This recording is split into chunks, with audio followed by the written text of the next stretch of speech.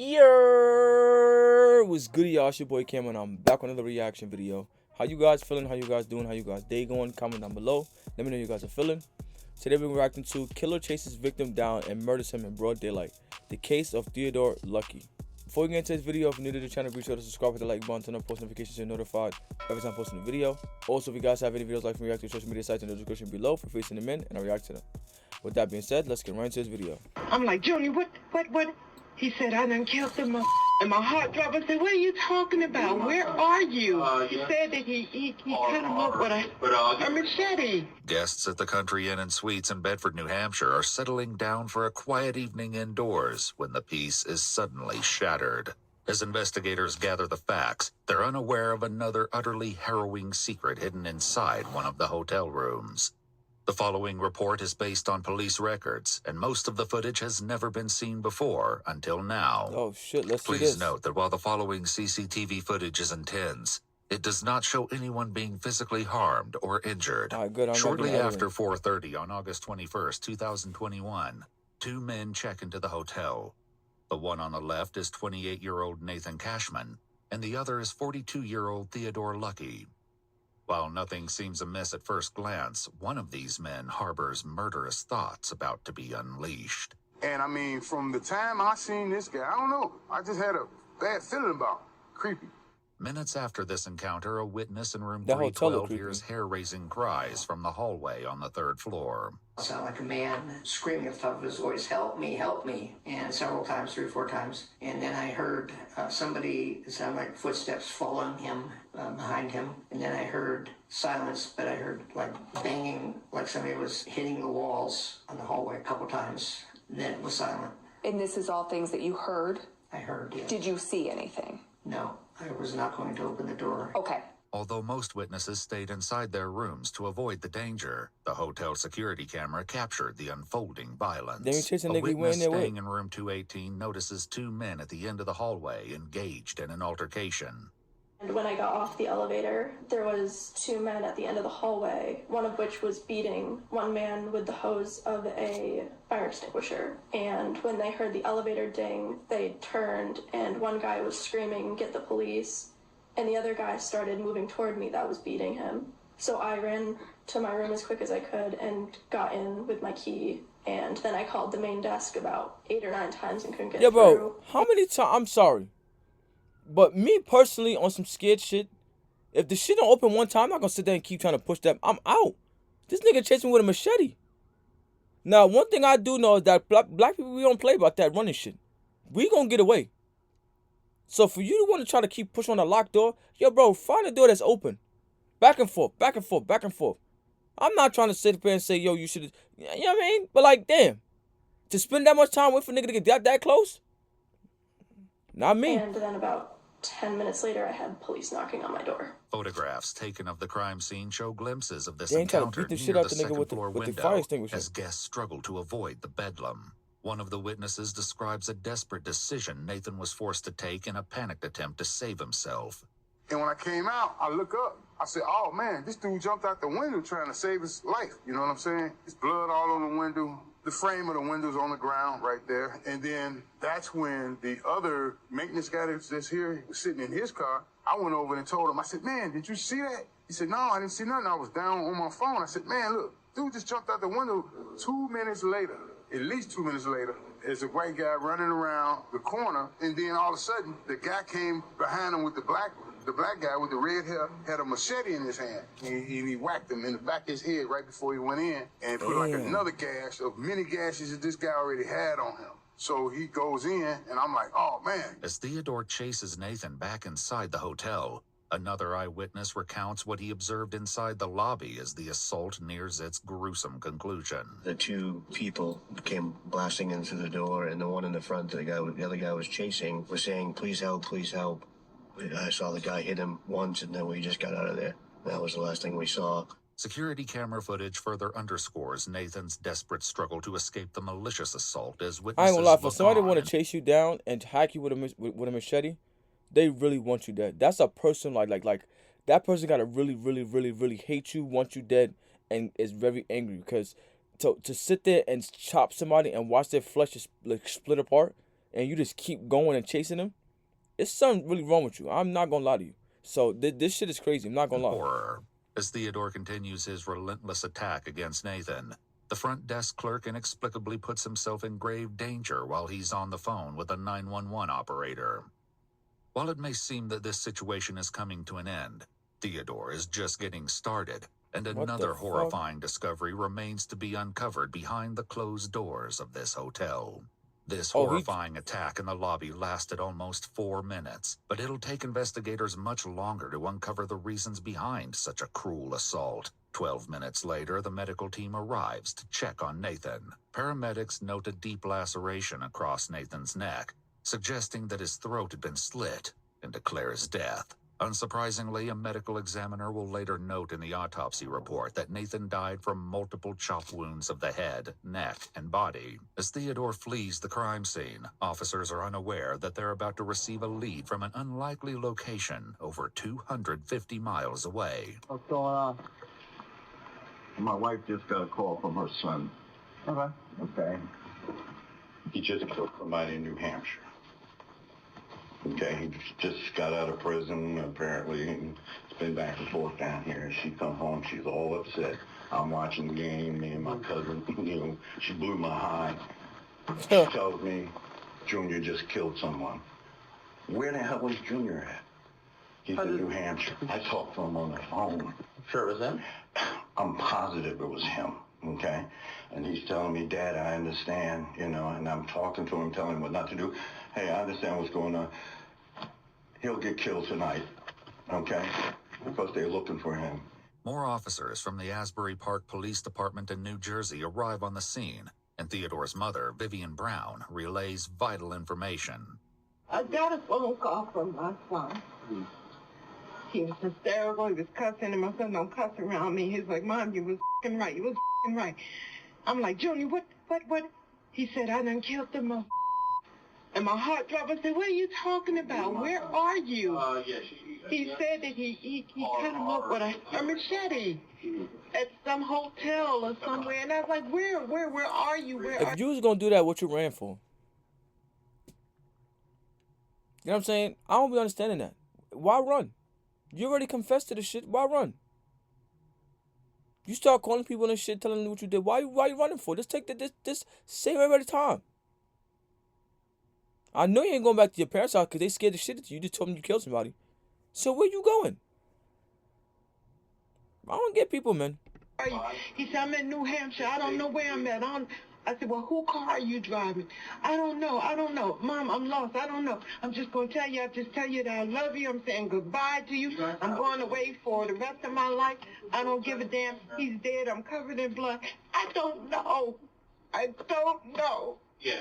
As New Jersey officers dispatch this information to the New Hampshire State Police, Vivian shares more about Theodore. He just got out of prison Mother's Day weekend, May the 7th. Has he ever acted out like this before? That's why he was in prison the last time. According to online reports, Theodore was convicted of sexually assaulting a 13-year-old minor in Whoa. 2004, and in 2012 he pled guilty to 2 counts of kidnapping and served a portion of his sentence in the Northern New Hampshire Correctional Facility, where he met Nathan. Do you know anyone by a Nate or a Nathan? He just got out of prison, too. Okay. Oh, his boy love They him. were lovers in Oh! Shocked by what their son has just admitted to doing, Vivian has reached her emotional limit with Theodore. I understand. I'm not. Honey, as long as he's alive, that's all that matters. You funny as shit. You nigga she blew my He heart. took that boy's life and should have took his right along with it. That's the way I Oh. feel about it. You don't go around here killing nobody. I don't care what they do to you. You don't take nobody's life. I understand that, You don't honey. do that. I just don't want him to die for being stupid. He took someone's life. I don't want to hear that. He should have took his life right along with it. If he I wanted to take understand somebody's that, life, he honey. should have took it. Theodore's parents and the officers like don't Mama. know yet Like that what this she is think. only a Eye part of for the an eye. crime he committed that day. Soon a call comes in that changes the entire dynamic of the situation inside the apartment. Hello? He turns himself in. He's getting ready to walk in. Junior? Yes, Mom. Why, baby? Why? I love you, Mom. Where I love you too. Where you at? What police station you at? I want to find what police station is this? Bedford. Yeah. I took somebody's life, Mom. I did. As Theodore speaks with his parents, one of the officers makes an alarming But observation. why? Why'd he do it? I want to know why. I don't think he's in custody yet. Junior, whose phone are you on? My phone. You are in handcuffs? No. No, I'm at the police station. A fireman just walked out. Thankfully, Theodore is taken into custody without further incident. As detectives escort him into an interrogation room and read him his Miranda rights, they will soon confront him about yet another bone-chilling discovery made at the hotel. Nathan was my boyfriend. Okay. All right. How long have you guys been dating? Over 3 years. Okay. He's definitely gone. You tell me that. You get that information from me, and I'll tell you anything you want to know. I'm telling you the Damn, information Nathan, that I don't know have what you did to this dude. is that he's deceased. What happened tonight that kind of caused this? I was hurt. Yeah. And he got out of prison a few weeks ago. Theodore claims that he drove from New Jersey that morning to see Nathan and arrived at the hotel around noon. We'd like to know what the interaction was in the hotel room. Yeah, we started arguing about him yelling at me. While Theodore shares about the incident, officials also know there's more to his story as they explore the timeline of events. I guess you said, did stuff happen in the hallway, or was it down into the lobby? Or could you help us understand where things kind of happened? It happened in the lobby and in the hallway and all the hotel. And when you say happened, are you stabbing, or is it more of like a hitting, or how would you describe it? Hitting. Hitting? Like coming from up, down? Yep. And where were you hitting him? Everywhere. Okay. Crime scene photographs show the bloody machete Theodore used in the slaughter.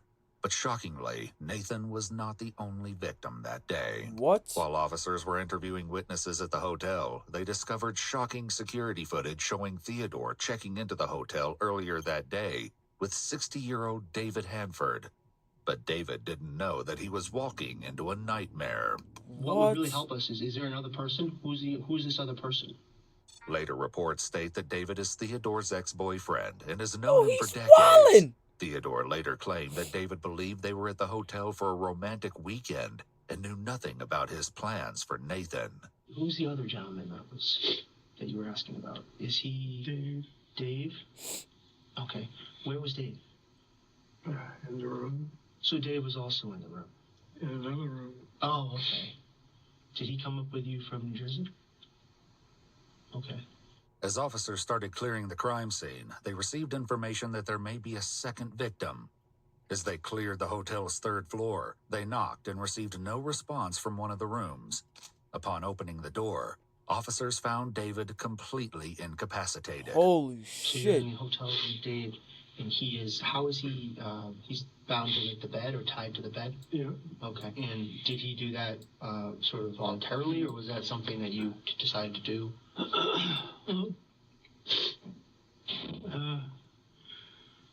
David and I. Well, Hey, listen, we're man. sorry. I'm gonna say I feel bad for these parents because this is a situation where I could see. I don't know, but I kind of could see like they tried to raise their kid right, and he just took the wrong turn in life. Now, sometimes that happens, it's out of your control, and it sucks because as good parents, you try your best to make sure your kid is ending up the best situation that you can. But sometimes they just go off the rails. So this look like that type of situation. This dude don't need to be outside. You understand? He don't need to be outside. He is wildin'. You just got out of jail for kidnapping and SA. You get out and you come out and you start chopping motherfuckers. What's up with you, son? The dick that crazy, son? Huh? He's wildin', boy. He likes the whole... 2 dudes, same day, 2 different rooms. SM and You better be careful, man. bonds type thing. They found David covered in a hotel blanket with a belt wrapped around his neck and clear tape covering his nose and mouth. It appeared he'd been dead for some time. While it's still unknown what prompted Theodore to commit this horrifying act, the eventual answer is something none of the detectives anticipated. I told Dave that I was hoping for the best. but preparing for the worst. I told Dave I didn't want to hurt him. I wish that I could leave you in the room, like tied to the bed. But because I told you everything, he's like, yeah, you're telling me. But I said, well, things go south. I knew what I was going to do. You didn't want him to get out. No. You mentioned you didn't want him to say what you had said about Nathan. Yep. Theodore claims that he kept David inside the room and eventually suffocated him to death because David knew about his plans. He feared that David might have escaped and warned Nathan about the impending attack. But to understand what motivated Theodore to attack Nathan, detectives must explore their relationship. 2 weeks prior to the events at the hotel, Theodore and his friends drove up to visit Nathan and noticed something odd about him. But then I came outside and I was talking to him and I noticed that there was a hickey on his neck. A week later, when Nathan calls off their relationship, things spiral out of control. And he said that he was breaking up. I said, why? But this is why motherfuckers don't be going back for closure. This is exactly why. Because y'all want people break up with people and then it's like you want to take that. I'm not saying this happens all the time. I'm not saying that. But to avoid that, this kid could have avoided that. This kid could have avoided that, bro. Y'all be wildin', B. Y'all wildin'. Y'all is wildin'. You killed your ex-boyfriend to prevent him from telling the new boyfriend what you was gonna do to him. You killed the new boyfriend because he cheated on you and wanted to break up with you. Emotional damage. I slept with some girl. Oh. Less than 2 weeks ago, you were telling me that you want to be with me, you want to marry me, and now you're moving in with your ex-girlfriend. He told me that he wanted to see me. Of course, I wanted to see him.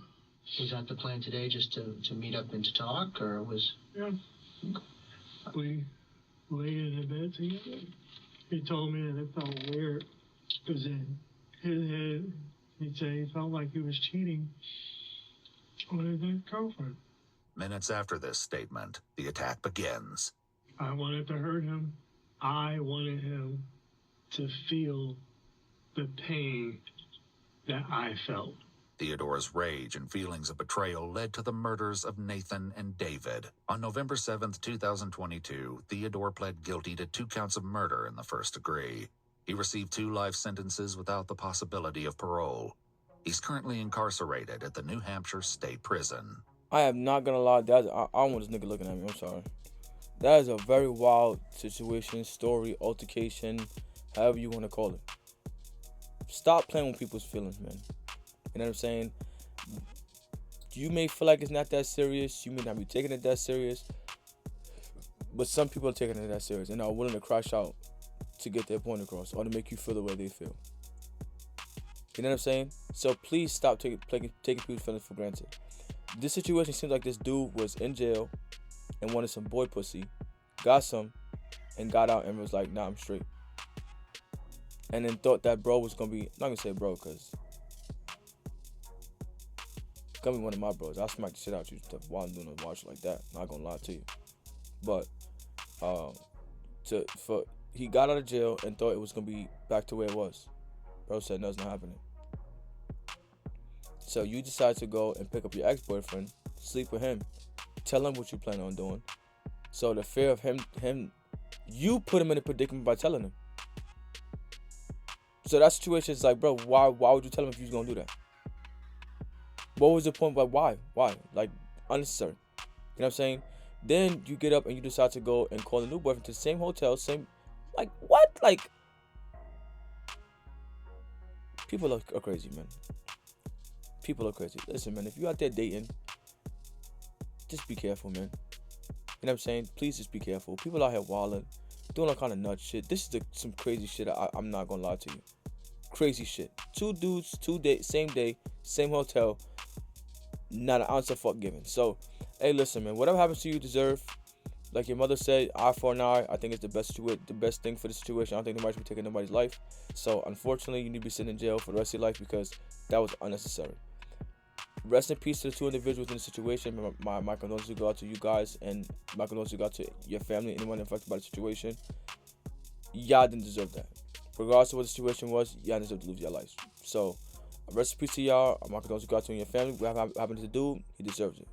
Please be careful whose feelings you're playing with, because you never know how it may turn out, and it may go ugly and may not be what you want. So, please be careful to any and everybody out there watching it, and that's that. That's the video. Like, comment, subscribe, let me know what you guys think in the comment section below. You guys enjoyed the video, and until next time, I'll see y'all.